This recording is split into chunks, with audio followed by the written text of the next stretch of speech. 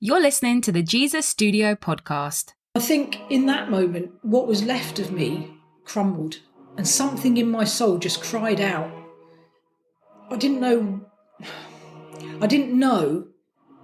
how to connect to anything and anybody. I couldn't connect to myself. And in that precise moment, God spoke to me very clearly. It was like an audible voice. And he just said, I'm here for you. I've been waiting for you. And at the end of the service, people were coming up and saying, hello, who are you? What's your story? And I thought, well, I might as well get it over and done with straight away. And I said, look, I'm Vicki, I'm a drug addict, and my husband's waiting to go to prison. And they just threw love at me. It was like, is there anything we can do to help? That must be really hard. And I'd never had that anywhere. Welcome everybody to Jesus Studio. Today we have Vicki here and she's going to introduce herself in a minute and share her life. Vicki, welcome to Jesus Studio, and would you introduce yourself? Thank you very much. Yes, my name is Vicki. I'm a 62-year-old woman with 4 adult children, and I'm really happy to be able to come and share my story today. So thank you for inviting me. Well, we'd love you to share it, and just when you feel ready, just go for it and start from the very beginning. And we'd love to hear how. Absolutely. So obviously I'm English. I was born in the UK in a place called Eastbourne in East Sussex in 1961. I know that's hard to believe. And I was born at home in my parents' flat above a shop on the precinct. And my mum said to me that the night she went into labour, it was her 21st birthday, they'd been out to a party, and they came back. My dad was quite drunk and she went into labour and she was stuck on the toilet shouting for my dad, who was semi-conscious because he'd been drinking too much, and ended up giving birth to me in the front room of their flat. So what I didn't realise for the first few years of my life was that my dad's actually an alcoholic. And obviously this had a profound effect on our family life. My sister was born when I was 3.5, and I have no real memories, no personal memories, only things that I've been told before that time. And when she was born, I was asleep in bed. My parents hadn't told me that we were having anybody else coming into the family. My dad woke me up in the middle of the night and said, come and meet your sister. And that was the first thing that I knew about her arrival. So I was led into their bedroom in the middle of the night in my dressing gown, and there was this baby. And I felt a sense of fear, shock. I didn't really know what to think. And from that moment, it felt like I was quite sidelined, because obviously a baby takes a lot of attention. I didn't really understand that. And my sister became the focus of everybody's world. If she lost her toys, she was given mine. I was sent to school at 3.5 to proper school because it was easier for them to just have her at home. I just felt this sense of rejection and abandonment, but I didn't know what that was then. As we got a little bit older, my parents, it's in the 60s, my parents were quite forward thinking for that time. My mum had a job and she drove, and they were party people. So they had either a lot of people come to us or they would be out a lot of the time. And I was quite often left on my own with my sister to look after her. And I can remember sitting there thinking, what happens if they don't come home? We didn't have mobile phones. I didn't have any way of knowing where they were. And I just was scared that they would get into an accident, not come back, and I'd just be stuck there with my sister not knowing what to do. So I suppose one of my earliest memories is just being in fear. And in that fear, I found some comfort by connecting to God. I had a grandmother who was Catholic, and she taught me how to pray. She would, when we stayed with her, she would always make us say prayers before meals, before bedtime, all that kind of a thing. And she sometimes spoke to me about Jesus. So I kind of had this childish acceptance of the reality of God. And I chose to, on a Sunday morning, when my parents were in bed, I would get up and go down to the church down the road. Looking back, I think nobody ever asked me why I went there on my own, and nobody ever questioned me just turning up out of the blue. But I would go in and sit down. It's a Catholic church. And when they went up to take communion, I'd follow the adults up there and then walk off into where the children had their Sunday school. And I just felt this sense of kind of belonging, but I just sensed God there. I can't really put it into words, but it was just something that I knew in my soul to be true. But as I got older, I kind of moved away from that a bit. You know, I went to school and discovered boys, discovered all sorts of other things. And my parents' example of lifestyle was pretty much free and easy. And we didn't have a lot of boundaries, my sister and I. So I suppose I became a bit of a rebel. By the time I was a young teenager, I was already drinking a fair amount of alcohol and going out partying and getting involved in all sorts of different things. And I thought it was fun. And it was for a while. One of the early things that happened to me when I was very young, which I haven't mentioned, was that I was actually sexually abused by my grandmother, who was my mother's mother. So that was something that was very confusing, because on the one hand, she was quite gregarious and outgoing and fun and funny. But on the other hand, she was also quite scary, and things happened which I didn't like and was never able to speak about. And so I didn't have any real value on myself or on my body. And I became quite promiscuous at an early age. It was as if that was a good way for me to get attention and to try and get love. And I felt a real lack of love. I felt quite isolated. I felt quite lonely inside. And I think by the time I was probably about 14, I had this real feeling of imposter syndrome. Like whatever I did, I didn't really feel like I belonged. I didn't really feel like I was as good as everybody else. And I didn't really know who I was in any way. And so that came out by me going and sleeping with boys, for example, because I felt like any attention was better than no attention. And I didn't feel deep down that I deserved it. I always chose relationships with people who weren't going to treat me very well, because that just confirmed my core beliefs that I didn't deserve anything different and I wasn't really good enough. I had a lot of friends. I had some really good friends, and some of them I'm still friends with now. And that probably saved me, because I did have some people that I felt like I belonged with, and we did lots of things together and went to all sorts of places and did all sorts of things, and that was great. But underneath that surface, I really had this sense of not belonging anywhere and just not feeling loved. I think my parents did their best. This is the conclusion I've come to later on. But actually I was very neglected as a child, and I wasn't taught much about self-love, self-esteem.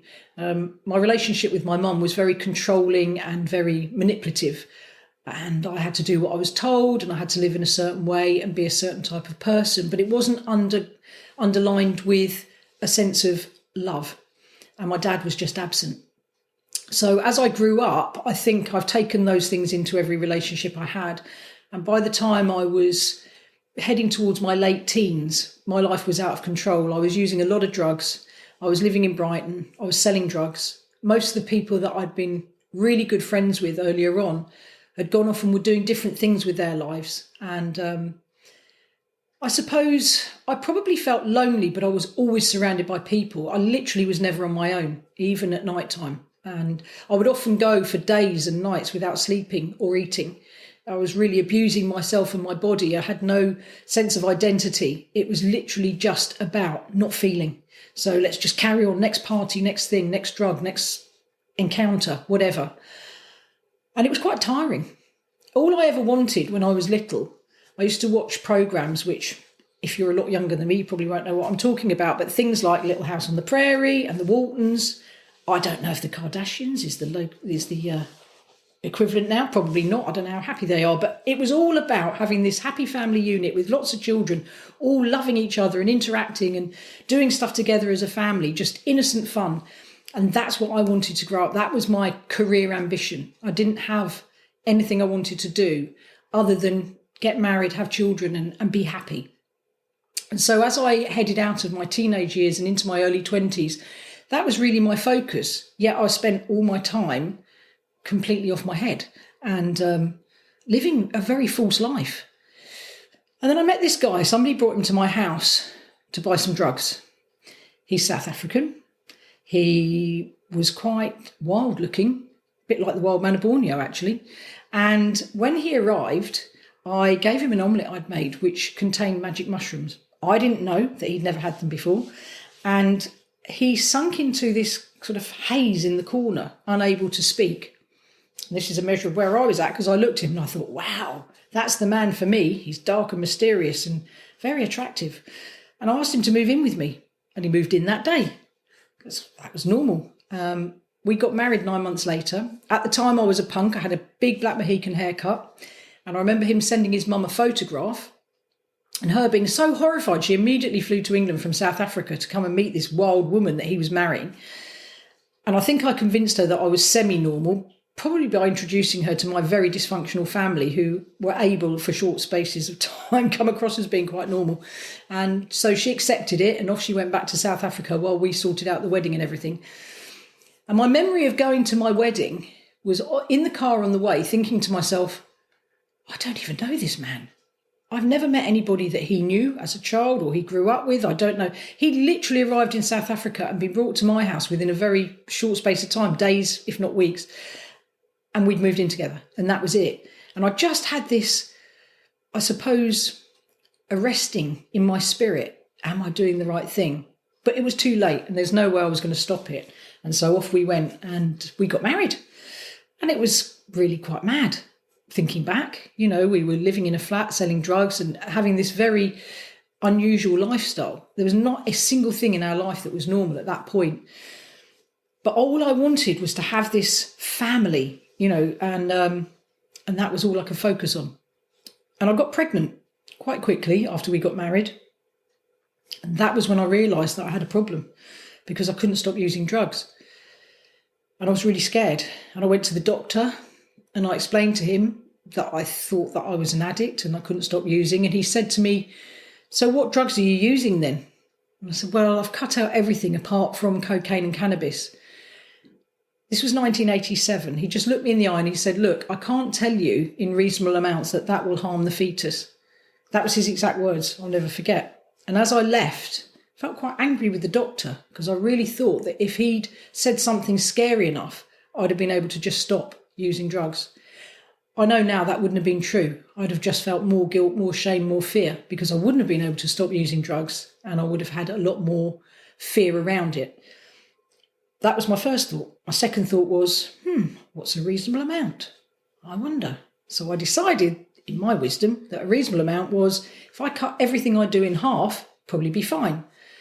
So I went through my pregnancy with this fear and just all the things that I dreamt of as a child growing up, and thinking of this moment when I was going to be expecting my first child. It was completely the opposite. I didn't have any of that loving, warm fuzziness and, going out and buying baby clothes. It was all just fear and madness and absolute ridiculousness. And I went into hospital. My waters broke, and I didn't even go to the doctor. And I went the next day for a routine appointment and said, oh, by the way, I think my waters broke yesterday. And he went, for goodness sake, get to the hospital, get to the hospital. And so I went up to the hospital and they said, yes, your waters are broken. We're going to induce your baby. And he was 3.5 weeks early. So this was another thing to be afraid of. But I just felt this huge shame. I was just so ashamed. And he was born, and they held him up in front of me and they said, here's your baby, take him. And I just looked at him and thought, wow, I'll never be able to tap into that moment and what it felt like. But I also felt this huge sense of, I'm not good enough for this. He deserves so much more. And I didn't know how to be his mum. I took him home from the hospital, and my mum, who obviously had brought me up in quite a messed up fashion, fell in love with my baby, and I was quite happy for her to take him as much as she possibly could, because I felt like he would be better with her. Very recently, I had an experience where God revealed to me that what I actually felt in that moment was a lack of ability to keep my baby safe. I'd never been able to keep myself safe or anybody else in my life. And so that was what drove me to encourage other people to look after him and spend time with him. It wasn't because I didn't want him or didn't want to be with him. I absolutely did. But within about 6 weeks of me having my son, my ex-husband got arrested, and he had an ounce of 86% pure cocaine in his possession. And the police said that he's looking at 4 to 6 years in prison. And they took him away, and I sat down on my own with an addiction, with a baby, completely alone, because all the people that had been coming in and out of my property were all people that were related to our drug use. And suddenly they disappeared into the ether, and I was completely alone. And something in my spirit just broke. And they let my husband come home on bail, and it was 2 days before Christmas. So it was the day before Christmas Eve. And we sat down, and he looked at me and he said, I need to tell you something. I've been unfaithful to you since before we got married. Well, bearing in mind that we met and moved in the same day and got married 9 months later, I'd had very little of his time where he hadn't been giving his attentions to someone else. And I think in that moment, what was left of me crumbled, and something in my soul just cried out. I didn't know how to connect to anything and anybody. I couldn't connect to myself. And in that precise moment, God spoke to me very clearly. It was like an audible voice. And he just said, I'm here for you. I've been waiting for you. And it was such a powerful moment. And I knew it was God. But I thought, if I tell my husband, he's going to think I'm insane. So I just quietly went out the next day and bought a Bible. And I started to read it. And I gave my life to Jesus, and I began this journey of walking into faith. I didn't know any Christians. I didn't know anybody that would give me any support or anything else. But when my husband had been arrested, he'd been arrested with our best friend at the time, and he was still in prison. And I used to go and visit him most days. He was on remand. And in those days, because I'm quite old, you could actually take a can of beer every day to the prison. And so I'd go up to see him and take him a can of beer, and we'd sit and have a chat. And one day I went up to the prison with my Mohican haircut, sitting in the waiting room, reading a Bible. And this man turned to me and he said, is that a Bible you're reading? And I was really defensive. So I said, yeah, why? And he said, which church do you go to? And I just looked at him. I said, no church would want me. I don't go to a church. And he'd said to me, why don't you try this church, Worthing Tabernacle in Worthing? Worthing's the town that I was brought up in for most of my life. And I wasn't actually living there at that moment in time. And I said to him, oh, yeah, all right. And I sort of filed it away in my mind. And within a couple of months, I ended up moving back to Worthing because my parents had a hotel there. And my ex-husband had been released on bail. And we moved back to Worthing to be near my family. And I was going to see this same friend, one Sunday morning. And the train went early. So I always joke now and say, well, that must have been God, because when do trains go early? And so I thought, well, Worthing Tabernacle is not very far from here. I'm just going to walk up and have a look and see what sort of people go there. And I had my son in his buggy, walked up the road with him in his pram, and this same man appeared in front of me and went, oh, Vicki, you're here. This is brilliant. And the next thing I knew, I'm sitting in this church in the front row with my son in the creche, so I couldn't escape. And this man came out. He didn't even have a dog collar on. And he started talking directly at me. It was like he knew my life. And obviously I realised now he had no idea who I was and that I was there. But God spoke to me so clearly through that man. And at the end of the service, people were coming up and saying, hello, who are you? What's your story?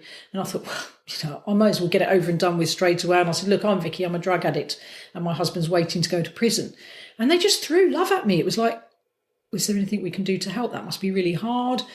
And I'd never had that anywhere. It was a bit weird, but it was really lovely. And so I made a decision, right, I'm going to give these people a chance, and I'm going to give God a chance. I'd built quite a strong connection with God in the time between him speaking to me and going to this church, but I hadn't connected with any people. And so I started going to this church.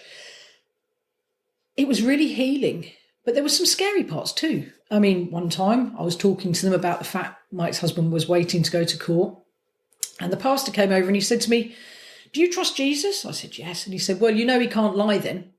Well, we'd spent a lot of time developing the perfect lies for him to get off this charge. And the thought of me having to go home and tell my husband, who had no faith in Jesus, I don't want you to tell any lies, was quite scary.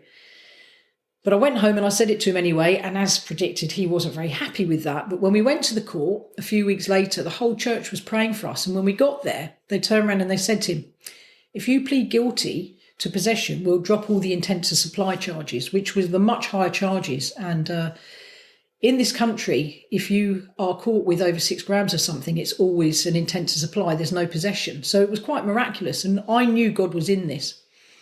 And so he pleaded guilty, and they gave him a year with 6 months suspended, which meant that he would do 3 months in prison, and he'd already done 3 weeks. So in actual fact, for an ounce of cocaine, he walked out with 2 months and a week in prison. Miraculous. And whilst he was away, I had the whole church praying for him. And I sent him a couple of books that I thought might help him to understand a little bit of my faith. Testimonies. And he read them. And he came out and he said, okay, I'm willing to give it a go. and there was somebody doing a big rally in one of the places in Worthing.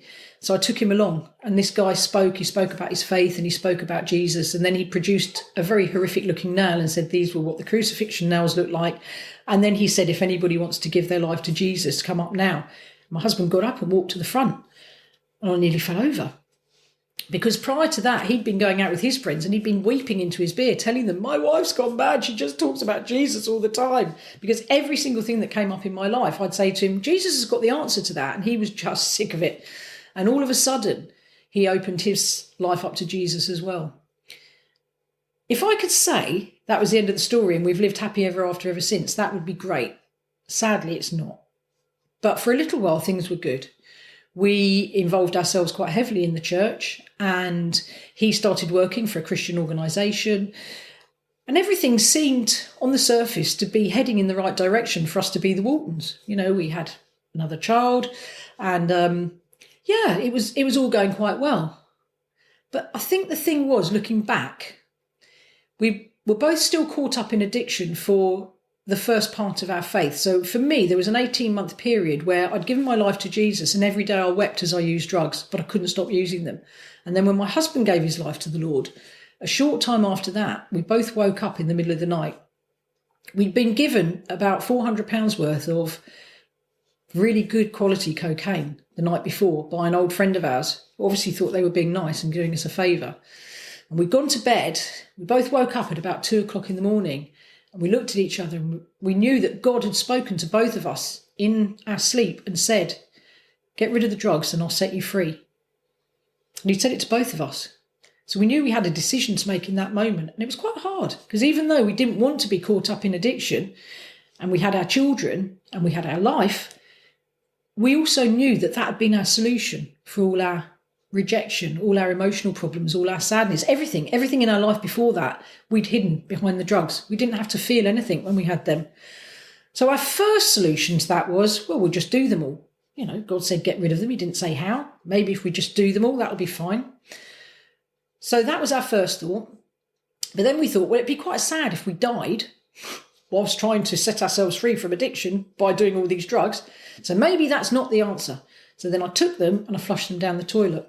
And we stayed up for the rest of the night praying, and then we turned up at our church because we knew that our elders of our church met at 6:00 on a Saturday morning. This was a Friday night, to have a prayer meeting. So we went along. When they arrived at 6:00, we were waiting there. It was like they knew. One of them just looked at us and said, it's been a long night, hasn't it? Come on in. And then they prayed for us. So there we were with our children, sitting in this church, having prayer from the elders. And we were set free in that moment from our addiction. And like I say, if that had been the end of the story, it would have been amazing. But I think we underestimated the reality of being ourselves. I didn't know who I was. My ex-husband didn't know who he was. So all my life, I've been a bit of a chameleon. You know, I could walk into any situation and assess who was there and what was there and align myself with that, like a chameleon. So if I walked into a place where it was full of bikers, I could connect with that. I could be a biker. I could be a disco chick. I could be a punk, whatever. I could like Italian food, Mexican food, whatever it was. I had no idea who I was, and I had no idea what Vicki liked, what Vicki wanted to be, who Vicki was. I only knew what I thought you wanted me to be, because that was part of how I kept myself safe, by aligning myself with what I felt others wanted me to be or needed me to be. And so I did the same thing, really, when I went to church. And I think he did too for a while. I started to wear completely different clothing, speak a different language. A lot of that was right, because a lot of the things that I was doing before were quite destructive. But some of it wasn't right, because it was literally just me trying to be you, trying to be someone else, not allowing myself to believe that God loved me for me, the person he created me to be, the person who I didn't know at all. And it's quite tiring and quite stressful doing that. And for my ex-husband, I think he reached breaking point long before I would have done. And New Year's Eve, 1992, going into 1993, we went to my parents' hotel with our two children and had a celebration. We got to midnight and I said to him, let's go home. he said he didn't want to come home. So I took the children home and he went to party with some friends. And he rang me up a few hours later and said, I'm not coming home. That was it. And he'd met someone else. He'd reverted back to his old behaviour of unfaithfulness, which I think was another addiction, to be fair. And I went into like a breakdown because in my mind, I'd had this perfect happy ending in my mind. We were going to be the Waltons. Here we were living before God. We had every group, every prayer meeting, everything was in our house. We were involved in every aspect of church. It was almost like we were the church. Everything was perfect, wasn't it? And then suddenly I was abandoned again. And I couldn't see any sense in it. And I'd poured myself out before God and I prayed for our marriage because it wasn't the happiest of marriages. But I really believed that it was all going to be okay. And I didn't know what to do. And I had a bit of a breakdown, really. And obviously people in the church rallied round me and they were delivering me meals and they were coming and praying. And I'd kind of disassociated, I think, from myself. It was like nothing really touched me. And I had a friend who'd moved to France. So I contacted her and I said, can I come and stay for a couple of weeks? And she said, yes. So I took the children out there. And whilst I was there, I reconnected with God, walking around the fields. And I just felt like I needed to have a fresh start. I couldn't go back into the life that I'd lived with my husband and carry on as if nothing had happened. I needed to do something different. I realise now, actually, that is quite a common thing for addicts. They run away. They call it geographicals. And so I set this one up quite well. I contacted a woman that owned a house in the village where my friend lived. And she said that I could rent this cottage. And I gave her some weeks, months up front. And then contacted my ex-husband who'd moved in with this girl and said that I was moving with our children. It had only been a matter of weeks we'd been separate. And he came round and said that he actually wanted to come with us. So I said, okay, that's fine. And a few weeks later, having got somebody to rent our house and buy a couple of vans, we jumped in these vans and off we went. And we went to France. Again, it'd be lovely if that was just our happy ending. Not to be. We created the life that I felt like I wanted there. We got ourselves a small holding. We had chickens, ducks, sheep, geese, chicken, everything. Anything you can think of, pigs. It was lovely. It was wonderful. It was my dream life. But I had huge imposter syndrome. It was almost like I was living somebody else's life or I was just waiting for it to end. It felt like it was a bit of a dream. And sadly, although I still had my life and my faith, my ex-husband didn't. He'd kind of set that aside. He couldn't cope with that anymore. So we were living almost two different lives there. He was going off partying a lot. I was making jam, having chickens and doing all of this, perfect kind of off-the-grid lifestyle. And we had two more children. And when I was pregnant with our fourth child, I found out I had cancer. It was very aggressive. So they induced her and I immediately went into having treatment. And so I had this period of time where people from the local church were coming and praying for me. And God had clearly spoken to me and said I was going to be okay. And I've really firmly believed that. But he'd also said quite clearly that I'd have to go through the treatment process. This wasn't a miraculous healing. And so I did that. But I was very aware that I had 4 children relying on me. And I was really desperate for them to have a mother who was present. I didn't want to recreate my own childhood for my children. And so when they were offering me certain types of treatment, I was saying, no, I can't do that because I need to be at home with my children.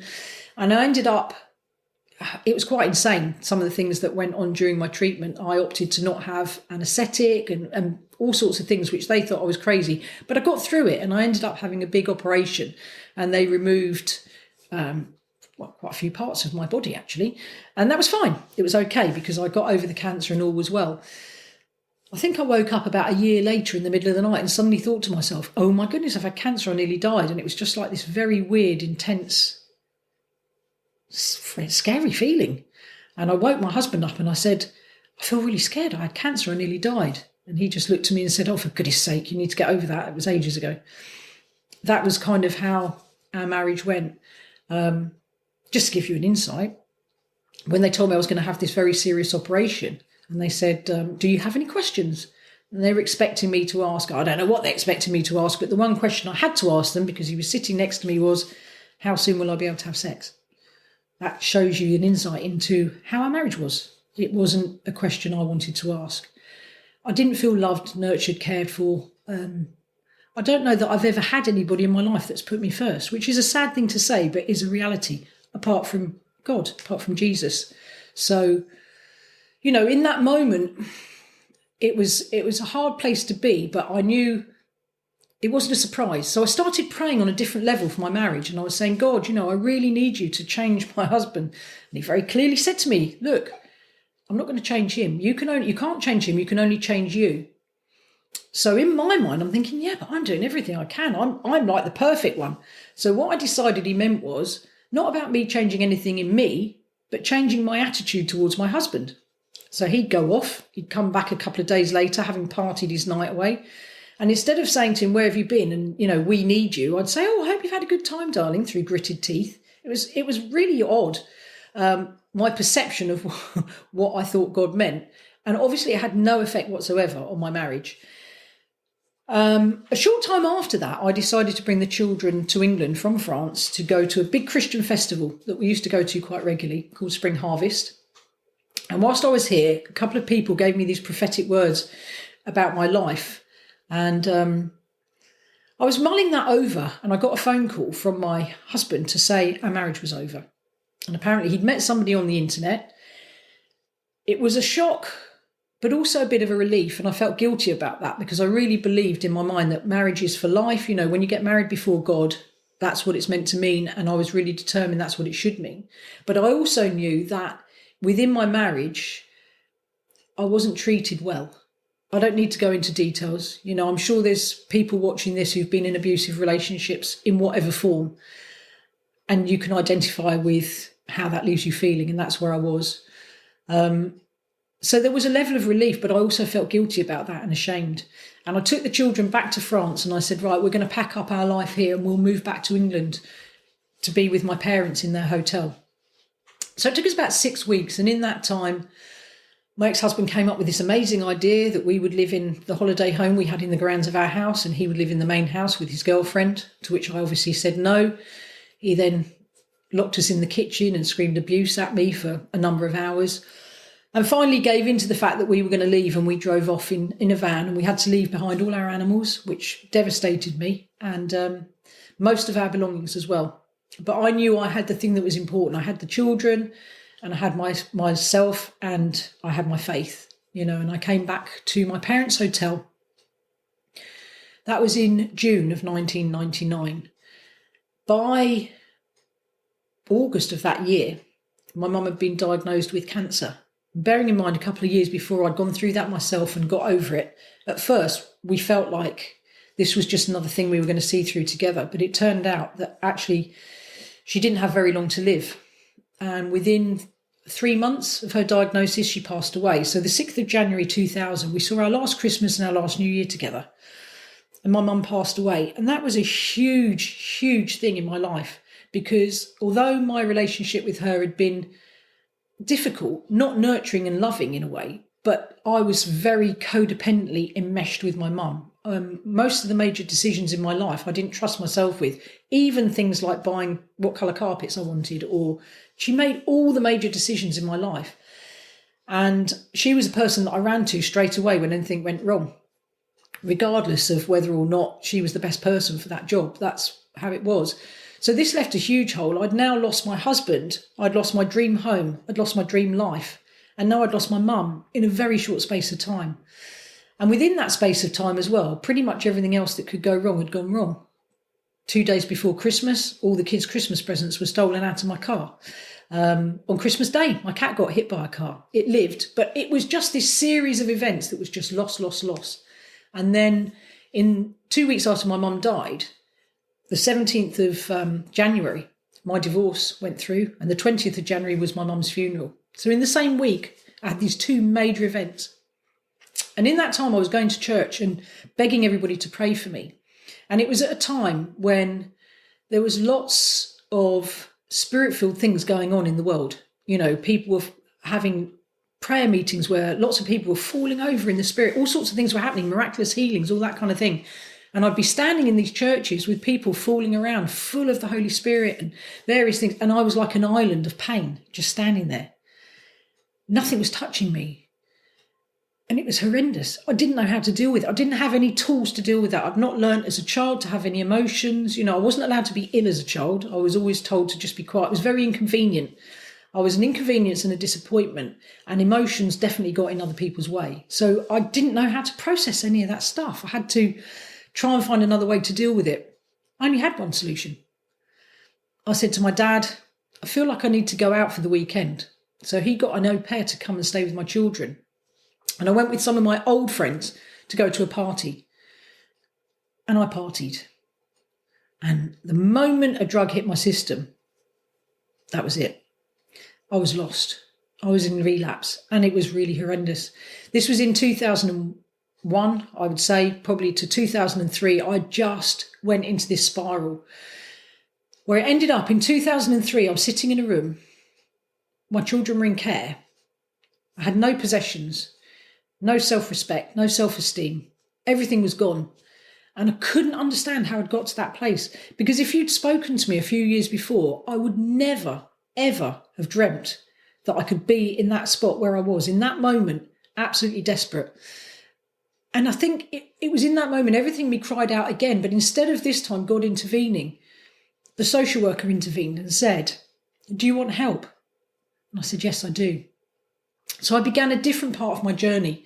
This time my addiction had to take a different form of relief, and I had to go through the process of going into rehabilitation. I maintained a level of my faith through that because my initial conversion, if you like, had been so personal. It hadn't involved any people. It was direct, and it was direct from God. That couldn't be taken away from me. But all faith I had in myself and in the world, I suppose, had been completely stripped away. And I was just so lonely. I was so alone. And I'd failed in the one thing I wanted to do, which was to have my children and be a good mum. That was it. That was my life's work. So I also still didn't know who I was. And when I went into rehab, it was quite interesting because they take you through this process of trying to connect you with yourself.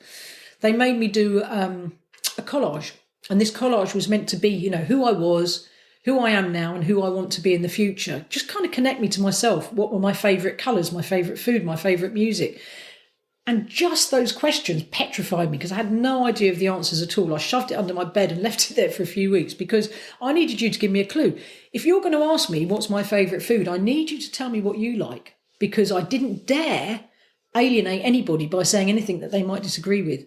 I hadn't realised I was like that. I was 42 years old when I went into rehab.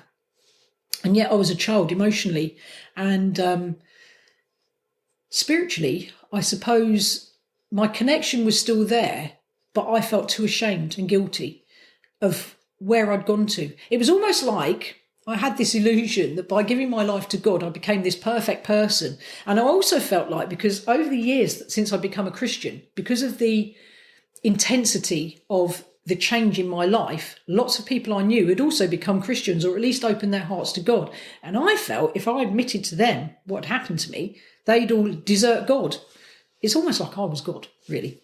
I was God's representative on earth, and everyone was going to judge God by me. That's where I was at. So it was quite a difficult place to be because I couldn't ask for help from any direction. But I decided in this rehab, I'm going to surrender to everything they suggest and tell me to do because I've got no other choice. And my whole life's work at that moment was to get my children back and to get another opportunity. I knew then I'd never wanted them to feel the neglect and abandonment that I'd felt as a child, and yet I'd created something worse for them. They'd had a normal life as well for many years, which I hadn't had, and now it had all been stripped away. So I surrendered to all the things that they put in front of me. I joined a 12-step fellowship, and I started opening myself up to speaking to therapists and various other people about various things. I remember the first time I went to church when I was in rehab, and it's quite funny because I'd said to them, I'm a Christian, I'd really like to go to church. And they said, okay. So they contacted the local church, and somebody very kindly came to pick me up, and a few other people said they'd come as well. So we went to this very old-fashioned, high Church of England church, which was full of people, probably average age about 90, I expect. And they were all there, really kind, really lovely. And they were going through the service, and we got to the bit where they took communion. So we went up to take communion. And as I reached out to take the cup, somebody almost dive-bombed me and went, no, because it was wine. And I was in rehab.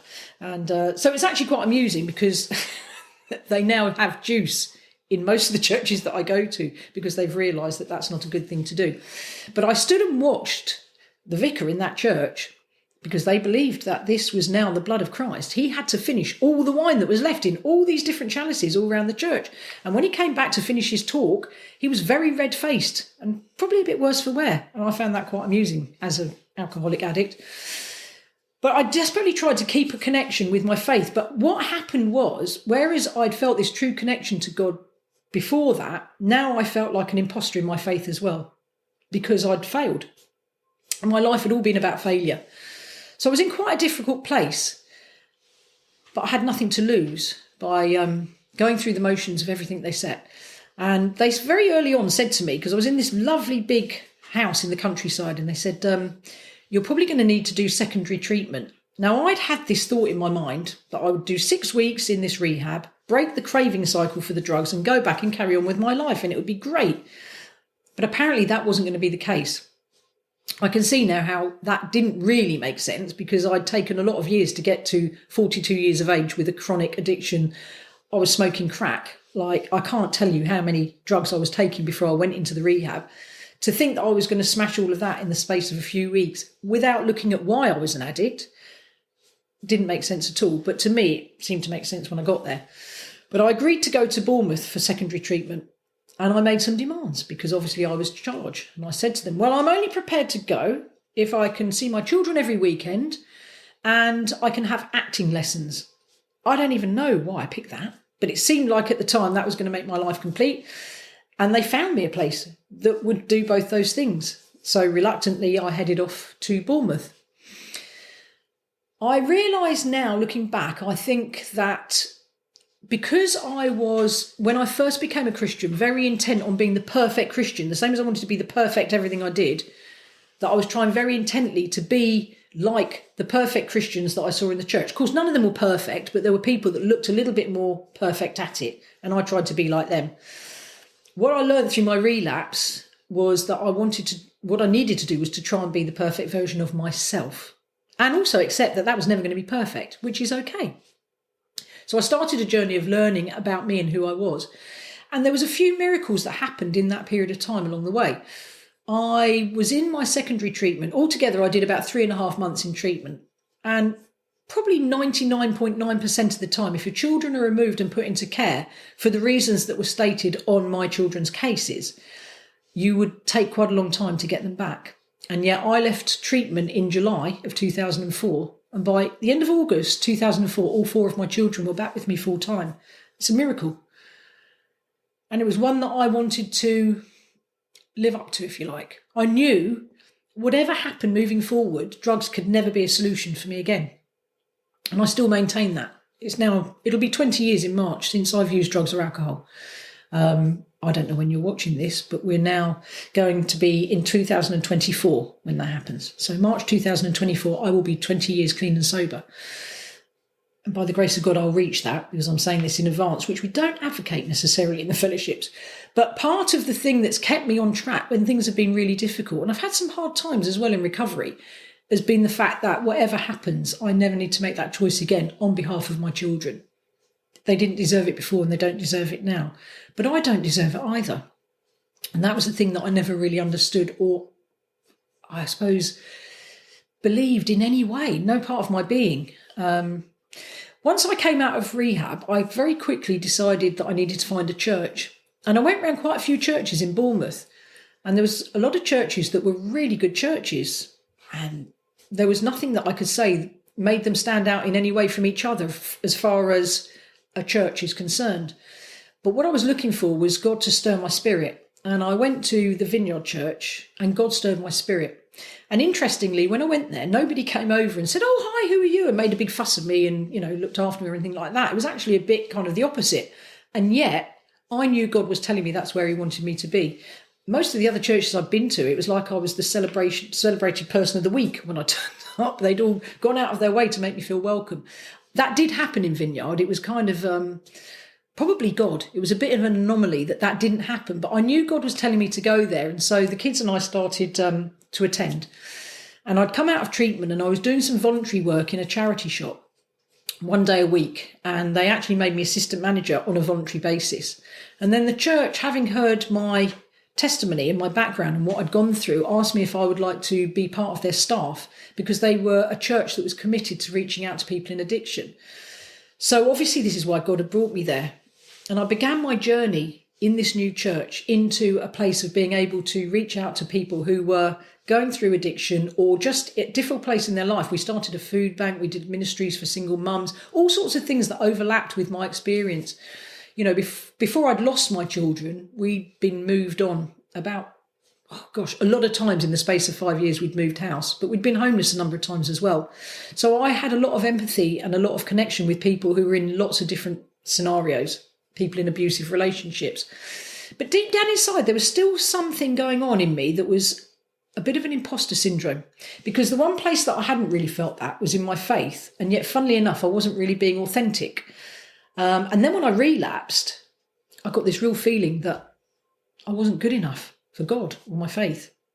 And so I acted as if I didn't believe that, but there was this journey going on inside me. And I think looking back, when I was praying and asking people to pray for me when I'd lost my mum and my husband and my home and all of that sort of thing, what I really wanted was this miraculous thing where I would wake up tomorrow morning and God had just removed all feelings, that I didn't have to process any grief or emotion, that it was all just like it hadn't happened. Completely unrealistic. What God wanted me to do was to trust him with those emotions and the fact that he was going to carry me through them, and that it didn't matter what had happened, he was still there and it would be okay. And I couldn't do that then.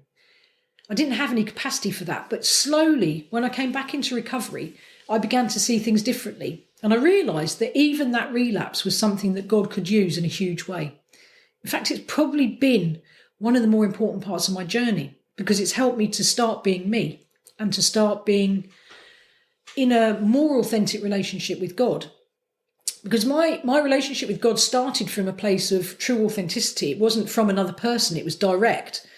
But somewhere along the line, it became more about the people that were telling me who I should be in God, rather than my relationship with God and him telling me who I was. So I started this process to try and get back to that. And I'm a huge advocate nowadays of people who come to faith, who come out of addiction, to continue both paths on their journey. The path of connecting with God in a very deep and meaningful way, but also the path of going into the fellowships and learning about addiction and learning about the tools to help them to make the right decisions, and knowing they never need to pick up drugs and alcohol again, because we're all going to have difficult times in our lives. And if you're somebody that comes from trauma of any sort, you don't learn to process emotions. You have to bury them, because it's part of what keeps you safe. It's how you survive. It's part of your survival. So to learn to trust God with those emotions is a process, and it's a journey, and it doesn't happen in a short space of time. And you need all the tools that you can be given out there. I believe that all these fellowships for me are God-given. They started by Christians from the Bible, and that's really important. And the process of what I went through, learning my way through the 12 steps, was the same as the process of discipleship when I became a Christian. You know, realising that I'd done some things wrong and that I needed to surrender that to God and say that I was sorry, not just to God, but to the people that I'd wronged, and to understand that there were parts of me that were a bit damaged and maybe he could help me with those parts. And then to walk forward in a way that brought me into freedom by keeping short accounts and not allowing myself to mistreat people or be mistreated by people, which is very important. But to mention those things as and when they happened in a caring way. It's never about pulling anybody else down, destroying anybody else, or making them feel bad, but it's about being authentic. But to move through that with prayer, meditation, connection with God, and keeping a clear account of what he's done in my life and sharing it with other people. That's basically the 12 steps in a nutshell. That's the process it takes you through. It's also the process of discipleship. And I think, once I realised that, I was really aware that God had put me in a place for deeper healing. That's what's happened over the last 19 and a half years. Having got my children back, I had to learn how to be a mum. I only had the tools I'd been given, and they were sketchy. So I've had to learn that process, and they've taught me a lot. But the fellowship's taught me a lot. The church has taught me a lot. I realised that our journey in church has been quite a mixed one. When we first went there, We saw happy families with two parents who were loving and caring. I saw children with fathers that knew what their favourite food was, that rang them when they didn't see them for a day or two, that knew about that knew their children. My children never experienced that. I never experienced that. It made me sad. I had to grieve that and just accept that was never going to change. But we've got a perfect Father. When I connected that, because when people had said that to me at first, I couldn't really connect with it at all. God's the perfect Father. I didn't even know what that meant. But now I understand he loves me as I am, warts and all. I don't have to impress him. I don't have to pretend to be something I'm not. I don't have to try and be you because you're his favourite. I'm his favourite, actually. That's it. So once I realised that, and then I could pass that on to my children and love them for who they are and just say to them, it doesn't matter. I'm here, whatever goes on. But with some boundaries, because I want them to be safe. God wants me to be safe, and sometimes he gives me boundaries, and that's good. I think I've grown up this time around, and my faith is probably more sincere because it's got a deeper connection with God, but in a more real way. So it's Vicki that's connecting with God, not Vicki's version of Vicki or somebody else's version of Vicki. So do I have complete freedom from everything? No, I'm a nightmare. Honestly, if I think I need a pair of socks, I might go into 15 shops, look at 25 pairs of socks, then buy the first pair I saw, then go home and worry for the next week that I've bought the wrong colour, or maybe I should have got this pair. I can get obsessive around anything. That's the nature of addiction. But mostly what I know is it's an avoidance.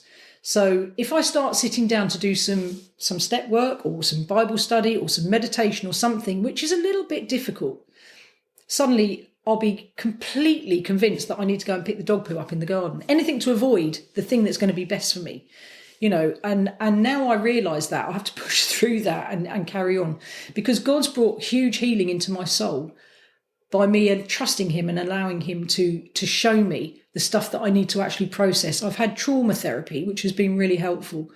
I've gone to different people in different places to get different help for different parts of my experience and what's gone on.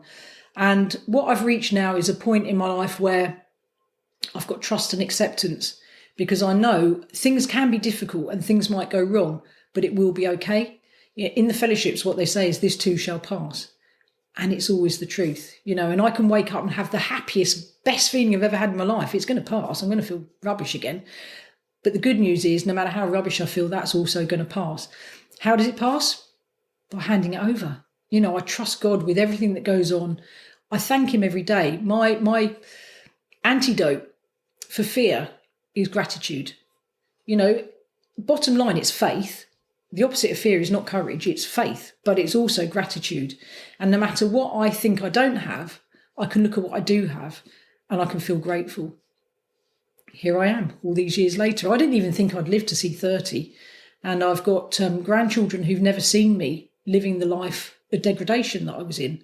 And I've got children who've reached their own levels of healing and who are living what I would call fairly normal lives. So I always look at it like this. When people say to me, well, it's all right for you, living this ridiculous thing where you believe in Jesus and Jesus is going to heal everything. Yeah, but it's a bit risky not to give it a go, because if I'm wrong, all it's ever given me in my life is healing, freedom, a sense of who I am, a sense of direction and a connection which I never had before. If I'm right, you've got everything to lose, because this is eternity we're talking about. This isn't about today. In the Vineyard Church, we talk about the now and the not yet, where we're living in this in-between place between what we have now and what's to come. And what's to come is the most important because it's eternal. What we have now is fleeting. And you could look at it in a way that this is the hardest part of the journey. It's almost like the pregnancy before the birth. And so if I'm right and you're wrong, you've got a lot to lose. Is it worth the risk? Give it a go. I know people who think they can drink socially, and maybe they're right. Maybe I could too. Is it worth the risk? Because by the time I find out, I'm too far down the road to know my way back from that mistake. I'd say take the risk, give it a go. You can always get your money back if God doesn't turn up. I think I'll leave it there. Perfect, drop the mic. Perfect. That's incredible. That's such an amazing story. Just one question. What would you say is the one undeniable thing that Jesus has done that just for you makes him undeniable? I think there's so many. All the things that I've mentioned, when God intervened in my life and spoke to me, that was such an undeniable thing, and it was the turning point in my life. When God said to me that my cancer was going to go, but I'd have to go through treatment, that was a turning point in my life. But I think when Jesus is like my friend, my brother. I used to see Jesus as a bit of a scary authority figure, only because I was a very big people pleaser. I needed to be what you needed me to be so that you would like me. It was part of my survival. And I was a bit like that with Jesus. And it was when I realised, I looked in the Bible and I saw the person that I used to be. Jesus is so authentic. It's just that connection with Jesus as a real person. He went and hung out with people who were on the outskirts of society. He was homeless. He didn't have a home. He shuffled around, in the dirt with people. He saw to their basic needs. He fed them, he clothed them, but he loved them where they were at. And as soon as I connected with that Jesus, that has changed everything in me, because instead of being this unworthy person that didn't have anything to offer the world, I could see that I am worthy. I am worthy because I don't have to be or do anything. Jesus loves me exactly where I am, for exactly who I am. And I think that was such a defining moment in my life. And I don't know exactly that point when that happened, because it was almost like a slow awakening. But the fact is, Jesus has given me, and yeah, that's the biggest thing, because I sought that in other people, especially when I was being, I suppose in my teens, when I was going out and sleeping with people and doing all these things to try and find love and to try and be lovable. I thought if you loved me, that made me lovable. Never worked. If I walked into a room with 100 people and 99 said, you're an amazing person and you look brilliant, and one person went, oh, I don't really like you in that, that's what I'd remember when I went home. It wouldn't matter how many people gave me any affirmation or love. I'd remember the one person that gave me a bit of rejection. Jesus has smashed all of that, and he's changed all of that, because it doesn't matter now. I could walk in a room and 100 people could go, oh, well, who do you think you are? It's fine. I walk out because I've walked in with Jesus. I walk out with Jesus. He loves me as I am, and I don't have to try and be anybody else. It sounds like I'm kind of perfect. Not at all. I mean, I struggle with that on days, weeks, sometime at a time. It's not automatically always there in me, but it's something I can go back to as long as I remember. Because the other thing is, I used to do a lot of this. I'd have this great idea and I'd be rushing along going, keep up, God, keep up, keep up. And now I'm like, take time, just chill. Right, where are we going today, God? What should we be doing? I let him take charge. And that, so now I'm a follower in my leadership, if you like. It's much more calm place to be. So, yeah. Amazing. Just one follow-up question, really. I'm aware that maybe people might be watching this and be really touched by your story, and also maybe be struggling themselves with addiction. I feel like maybe you might be the best position to share what steps they could take to move forward from that. Like what 3 steps, how could they get help, really, is basically what I'm asking. Yeah. So there's a few different steps that you can take. And obviously I had an incredible journey, because the first time that I got free of addiction, God set me free there and then on my own. And I can't guarantee that will happen for anybody else. But what I can say is you're never going to waste a prayer. But on a practical level, there's going to be services wherever you are in the world. So I actually work for a drug and alcohol service in the UK. And any rare area of the UK, you'll have somebody that you can contact and connect with on that level. There's 12-step fellowships everywhere in the world, but also online. And you get lots of unconditional support and from people that completely understand where you're at. And they don't care where you're at in your journey. You could be smashed. You can go on a meeting. People will connect with you and help you. And there's also, if you want to have that combination, in the UK, we've got Believers in Recovery, which are, it says on the tin, they're believers who are in recovery, and they have meetings around the country, but also online. So again, you can Google that and you can attend their meetings and maybe get a little perspective of being in recovery, but also having the power of Jesus in your life. And that's the combination I would recommend. But the very first thing to do is to acknowledge to yourself that you have a problem, because whatever level you're at of taking any substance that is going to change the way you feel, and it could be food, it doesn't have to be drugs or alcohol, it could be shopping, it could be gambling, anything that is interfering in your life, turning you into a person that's deceiving people. Do you tell white lies? Do you try and cover up your behaviour in any way? Is it affecting your life financially? Are you unreliable? Are you unable to be there emotionally for your friends and family because your head's already thinking about how you're going to get your next fix? Admit it to someone. Admit it to yourself and admit it to someone else. That is the very first step in anybody's journey. Most people can go to their GP, their doctor as well, and speak to them. And I would say on that level as well that this includes things like self-harming, eating disorders, all of those sorts of things which come from somewhere deep inside yourself and a place of disassociation, pain or misery. Get some help. You're worth it. Amazing. Just to end, could you pray for anyone that's listening to this that's been touched by your story? And just, I think you'd be the best person to connect to those people, and just pray for those people. Yeah. So we just say, Holy Spirit, come. Lord, all of this is not in any way to glorify me or the journey I've been on. This is all about glorifying you. And this is about reaching out and helping people to see how you can bring freedom and healing. And Lord, I just ask that for the people that may watch or hear any of this, my story, and connect to it in any way, that you would speak with your small, still voice into their heart and mind. We ask, Lord, that in this moment, right now, as they're listening to this, that they would sense your presence in a very real way. And I ask, Lord, that you would give them an insight into the next part of their journey. What should they do? Speak to them now, Lord, in this moment.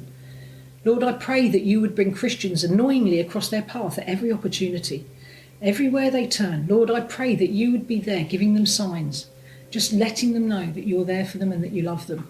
And Lord, I pray that for people who've had to keep secrets, whether it's about being abused, whether it's about violent relationships, whether it's about their own behaviour, whatever it may be, Lord, that we pray Jesus into the darkness to bring light in every area.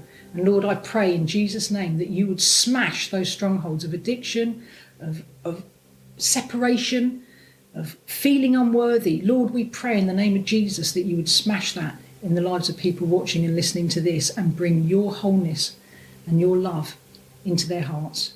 And I just ask, Lord, that you would help them to know in this moment, right here, right now, that you love them and they are worthy. In Jesus' name, amen. Amen. Amen. Brilliant. Thanks for listening to the Jesus Studio podcast. Please rate and subscribe. The testimonials and stories shared reflect the personal experiences and unique journeys of our guests. Shop our merch at jesusstudio.co.uk.